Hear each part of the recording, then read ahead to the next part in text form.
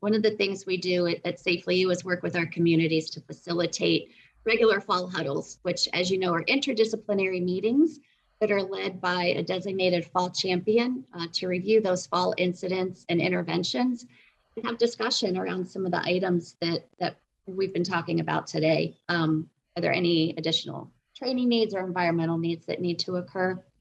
So the benefits, in addition to looking at fall risk, is to make sure we have some accurate reporting of what's happening. And also promote that brainstorming and that collaboration and discussion around what is it we might be able to do for this resident? What are they actually trying to communicate to us regarding their needs? If they're getting out of bed at 11 o'clock at night because they went to bed at 8, as we've been discussing, maybe we need to look at their preferences. So it's a way to do some of that collaboration and brainstorming around some different strategies and ideas. So who can be involved? For SafelyYou, we like to include the executive director, nursing representatives, activities coordinator, anybody who is in contact with the resident, basically. We might include rehab professionals as well, speech therapists, occupational therapists, physical therapists, and of course, the designated fall champion who leads the huddle. It's scheduled weekly. We really do recommend that falls are reviewed as quickly after they occur as possible, and to at least have a structured weekly fall huddle to review all the incidents over the past week and do more of this kind of collaborative deeper dive. Perfect. So some strategies around the fall huddle, just really quickly, making sure to review the incident documentation for what occurred.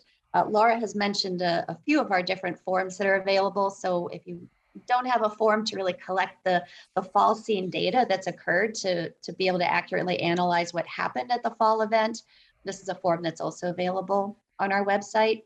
So some items to consider: what was the resident doing? What was the last known activity? What was happening during the last wellness check? Any intrinsic or extrinsic fall factors such as medication, health conditions, environmental conditions.